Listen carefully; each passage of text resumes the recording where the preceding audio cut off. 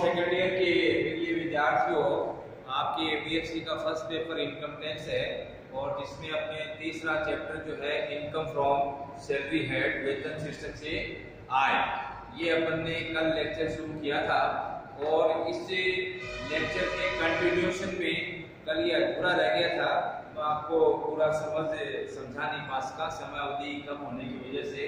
तो एक salary head से टैक्सेबल इनकम कैसे निकाली जाएगी, ये एक स्पेसिमेन परफॉर्मा में आपको समझा रहा था कि वेतन शीर्षक से करियों की आय आप किस तरह से निकाल सकते हैं। तो ये आपका स्टेटमेंट है, computation of income from salary of mister Ram for the assessment year 2020-21 particulars amount. और इसमें सबसे पहले अपन शुरुआत करते हैं क्वेश्चन में, कर्मचारी की जो दी हुई बेसिक सैलरी उसको लिखेंगे, फिर अलाउंसेस को लिखेंगे। इतना मैंने कल आपको समझाया था।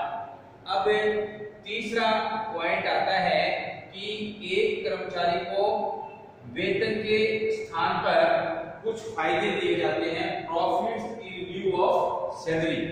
वेतन देने की बजाय उसको कुछ फायदे दिए जाते हैं, तो इनको बोला जाता है वेतन के स्थान पर लाभ, profits in lieu of salary. तो वो कौन कौन से लाभ हैं? जनरली इनको सेवानिवृत्ति के लाभ भी बोलते हैं, रिटायरमेंट बेनिफिट्स भी कहा जाता है इनको। जब कर्मचारी रिटायर होता है तो उस समय इन सब का फायदा एक कर्मचारी को मिलता है रिटायरमेंट के टाइम में। अब इनमें कौन कौन से जो आपके वेतन के स्थान पर लाभ हैं, उसमें आपके अर्जित अवकाश वेतन, encasement of earned leave salary. जो अर्न्ड लीव सैलरी का पैसा है, रिटायरमेंट के टाइम जितनी भी खाते में शेष अवधि है, आपकी पीएल है, पे लीव है, उनका पैसा आपको रिटायरमेंट के समय मिल जाता है। सर्विस के दौरान भी आप ये पैसे ले सकते हो। सर्विस के दौरान अगर आपने पीएल के पैसे लिए तो फुली टैक्सेबल होगा, और अगर रिटायरमेंट के टाइम में लिया है तो सरकारी कर्मचारी के लिए कर मुक्त होता है, और गैर सरकारी कर्मचारी के लिए एक फार्मूला दिया हुआ है, वो आपको किताब से पढ़ना है कि इसमें से कितनी राशि कर योग्य और कितनी राशि कर मुक्त होगी। इसके अलावा वेतन के स्थान पर लाभ में दूसरा आपका पॉइंट आता है ग्रेच्युटी का भुगतान। कोई भी कर्मचारी जब रिटायर होता है तो उसका नियोक्ता एक लमसम अमाउंट उसको देता है ग्रेच्युटी के नाम से, जिसको दान भी कहते हैं। तो ग्रेच्युटी के लिए भी क्या है कि नियम बना हुआ है, सरकारी कर्मचारी को ग्रेच्युटी मिलती है, करमुक्त होती है, लेकिन गैर सरकारी कर्मचारी को ग्रेच्युटी की राशि मिलती है। तो उस समय आपको इसके नियम, आपको करमुक्त और करयोग्य का नियम पढ़ना पड़ेगा। जहाँ ग्रेच्युटी भुगतान अधिनियम लागू होता है वो अलग नियम है, और जहाँ अधिनियम लागू नहीं होता है वहाँ अलग नियम है। ये आप किताब से पढ़ करके उन नियमों को याद करोगे, और जब अपन प्रैक्टिकल क्वेश्चन करेंगे तो आपको डिटेल में बताया भी जाएगा कि किस तरह से एक कर्मचारी को मिली ग्रेच्युटी में कितनी राशि कर योग्य और कितनी राशि कर मुक्त होगी।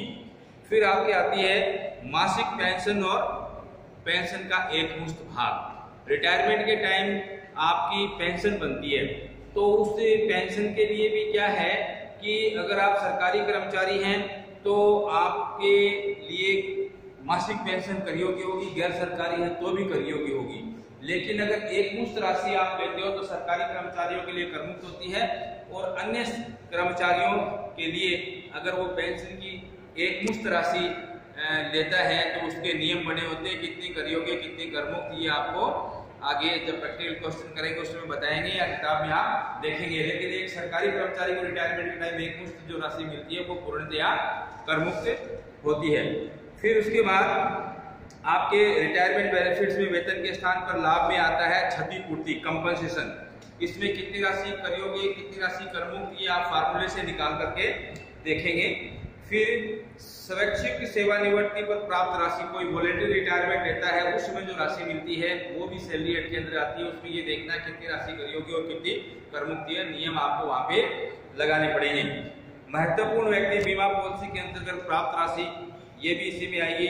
नोटिस पीरियड सैलरी, अगर किसी कर्मचारी को आप सर्विस से हटा रहे हो तो उसको 3 महीने का, 2 महीने का, 1 महीने का जो वेतन दिया जाता है वो भी आपके नोटिस पीरियड सैलरी इस सैलरी हेड के अंतर्गत वेतन के स्थान पर लाभ में आएगी। नौकरी ग्रहण करने से पूर्व निवृत्ति के पश्चात वेतन है वो भी हो सकता है। और विभिन्न भविष्य निधियों से प्राप्त राशि, यानी कि जो आपके प्रोविडेंट फंड्स होते हैं उनसे जो प्राप्त राशि होती है रिटायरमेंट के टाइम, वो भी जो है इसमें सैलरी हेड के अंतर्गत आती है। इसमें आपको नियम देखने पड़ेंगे कि प्रोविडेंट फंड 3 प्रकार के होते हैं। एक तो होता है आपका स्टैट्यूटरी प्रोविडेंट फंड, वैधानिक भविष्य निधि, और एक होता है आपका प्रमाणित भविष्य निधि, रिकॉग्नाइज्ड प्रोविडेंट फंड, और तीसरा है अप्रमाणित भविष्य निधि, अनरिकॉग्नाइज्ड प्रोविडेंट फंड। तीनों जो निधियां हैं उनमें नियम दिए हुए हैं कि किस तरह से राशि कर योग्य और कर मुक्त होगी।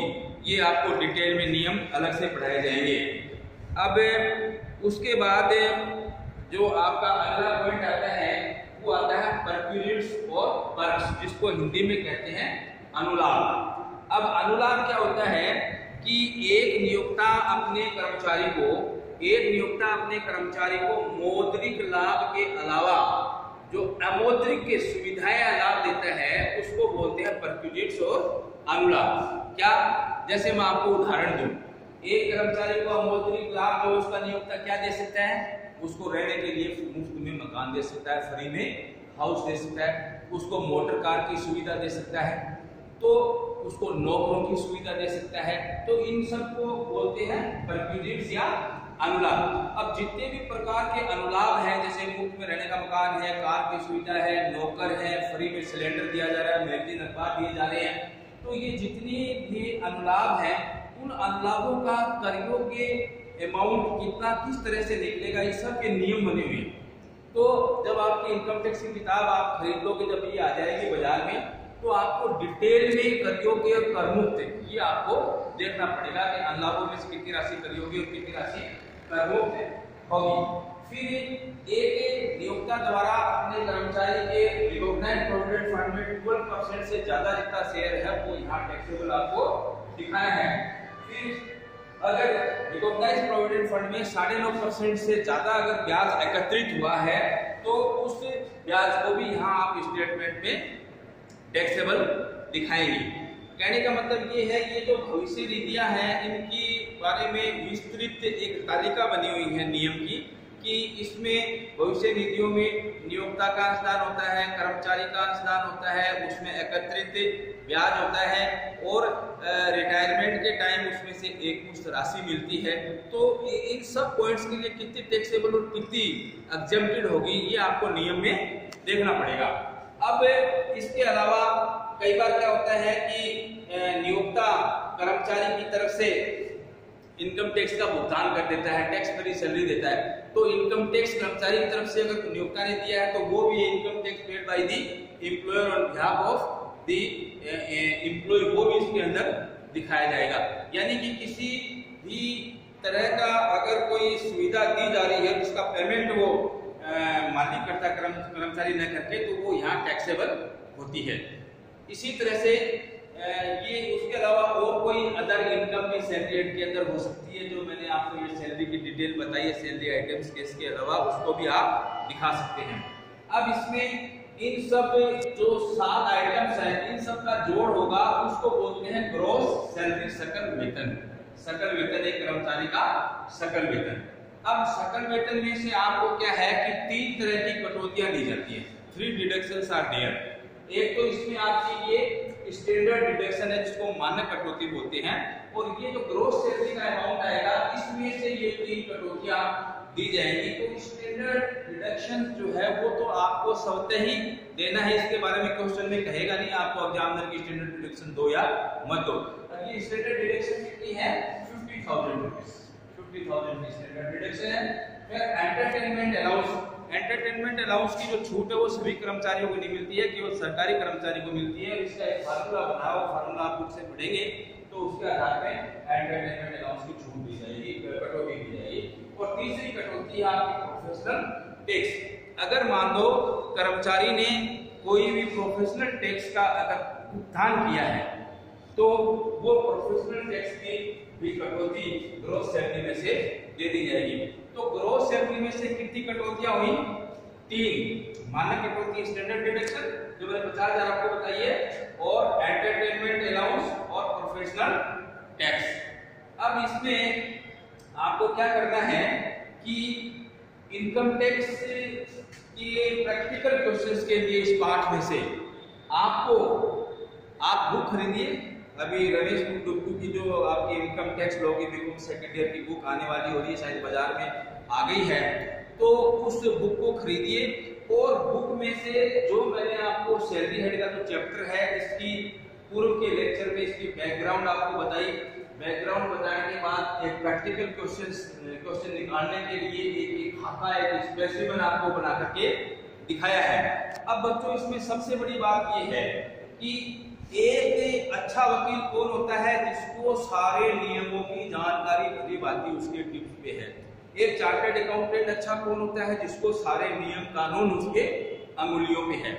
इस तरह से आपके लिए क्या है कि एक अच्छा आयकर का विद्यार्थी बनने के लिए, इनकम टैक्स जानने वाला, तो उसके लिए आपको क्या है कि आपकी किताब में जो प्रोविजंस दिए हुए हैं, आयकर अधिनियम के अंतर्गत जो नियम बनाए गए हैं कि ये सैलरी हेड के अंतर्गत कौन सी राशि किस नियम के तहत किस तरह से कितना हिस्सा कर योग्य है या करमुक्त है, पूर्णतः कर योग्य है या पूर्णतया करमुक्त है, तो ये नियम आपको बारीकी से पढ़ने पड़ेंगे।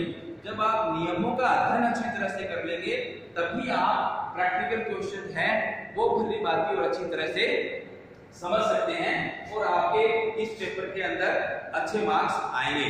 तो मैं आपसे आज मैं आपको बताना चाह रहा हूं कि आपके दिमाग में एक खाका बैठ जाना चाहिए कि किस तरह से वेतन शीर्षक की आय ज्ञात करने के लिए इसमें कौन कौन सी मेन चीजें आती हैं, किस तरह से उनको दिखाया जाएगा और क्वेश्चन को भली भांति अच्छी तरह से हल करने के लिए, समझने के लिए, जैसे मैंने आपको बताया कि आपके जैसे मैथ में और स्टैटिस्टिक्स में फार्मूले होते हैं, इसी तरह से आयकर के भी फार्मूले हैं, प्रोविजंस बने हुए हैं, उनका आपको गहन अध्ययन करना पड़ेगा। अगर आपको इनकम टैक्स में इस पेपर को देखो अच्छी तरह से, वही विद्यार्थी इस क्वेश्चन को फटाफट इस विषय को समझेगा जिसने आयकर के ज्यादा से ज्यादा नियम याद कर लिए। कई बार आपने देखा होगा कि वकील तो बहुत होते हैं लेकिन कुछ वकील बहुत फेमस होते हैं, उनकी बहुत हाई फाई फीस होती है। क्यों? क्योंकि उन्होंने कानून के ज्यादातर नियम उनके अंगुलियों पे रहते हैं, टिप्स पे, उनको ज्यादा ज्ञान है नियमों का। इसी तरह से चार्टर्ड अकाउंटेंट को भी ज्यादा ज्ञान है। कई बार कोचिंग सेंटर में भी आप देखते हो कि बहुत से जो व्याख्याता है, लेक्चरर्स हैं, वो अच्छी मोटी फीस लेते हैं, अच्छे कोचिंग सेंटर में पढ़ाते हैं। कारण क्या है? कारण ये है कि उसने अपने विषय के सारे फार्मूले, सारे नियम, गहन अध्ययन उस विषय का किया हुआ है। तो ये जो आयकर का पेपर है, ये बच्चों आपके लिए अभी बहुत नया पेपर है। इससे पहले इसके बारे में आपने कभी पढ़ा नहीं है, क्योंकि आपने केवल आयकर शब्द ही सुना होगा, लेकिन आयकर क्या है, कितने प्रकार का होता है, कैसे इसकी गणना की जाती है, अब आप इसको समझने की कोशिश करेंगे। तो आयकर में सबसे बड़ी बात तो ये है कि आयकर की जो किताब होती है ना, वो आपको लाइब्रेरी में जैसे पुरानी किताबें पड़ी रहती हैं इस तरह से नहीं मिलेगी। आपको आयकर की नई किताब खरीदनी पड़ेगी पढ़ने के लिए। अन्य किताबें पोस्टिंग है, मैनेजमेंट है, ये फर्म की है, वो तो आपको लाइब्रेरी से मिल जाएंगे। लेकिन ये जो आयकर की किताब है ये आपको नहीं खरीदनी पड़ेगी। क्यों? क्योंकि आयकर की किताब किसने नहीं खरीदनी पड़ती है? इसलिए खरीदनी पड़ती है कि हर साल आयकर में चेंजेस होते हैं। जैसे ही बजट पास होता है हर साल, बजट पास के अंदर आयकर की दरें, आयकर का तरीका, उसमें बहुत से बदलाव आ जाते हैं। इसलिए आपको हर साल हर विद्यार्थियों को इनकम टैक्स के लिए आयकर की नई किताब खरीदनी है। अब मैं आपको बच्चों को ये कहना चाहूंगा कि आप आयकर की किताब खरीदें जल्दी से जल्दी। अगर लिंक का मेरी मिलती है तो आप जयपुर से मंगवाइए या सीकर से देख लीजिए। और किताब लाने के बाद जो इसको इंट्रोडक्टरी चैप्टर मैंने आपको पढ़ाया है उसको आपको अच्छी तरह से पढ़ना है, और फिर आपको एक करदाता का निवास स्थान और उसका निर्धारण किस तरह से होता है वो चैप्टर पढ़ना है। और तीसरा चैप्टर में जो इनकम फ्रॉम सैलरी, वेतन शीर्षक से आय, इसके क्या महत्वपूर्ण प्रावधान है, क्या इसका खाका है क्वेश्चन निकालने का, ये आज मैं इतना ही आपको समझाऊंगा। अगले लेक्चर में आपके जो कुछ इम्पोर्टेंट जो आपके आइटम्स है, प्रॉफिट्स इन लिeu ऑफ सैलरी और परक्विजिट्स, इनका जो मोस्ट इम्पोर्टेंट वंस हैं, जैसे मकान की सुविधा का मूल्यांकन है, प्रोविडेंट फंड्स का है, अर्जित अवकाश के वजह नगद भुगतान, ग्रेजुएटी, इन सब के नियम बने हुए हैं। तो ये मैं आपको अगले लेक्चर में समझाने का प्रयास करूंगा। धन्यवाद विद्यार्थियों, बहुत बहुत धन्यवाद आपका लेक्चर सुनने के लिए। Thank you very much.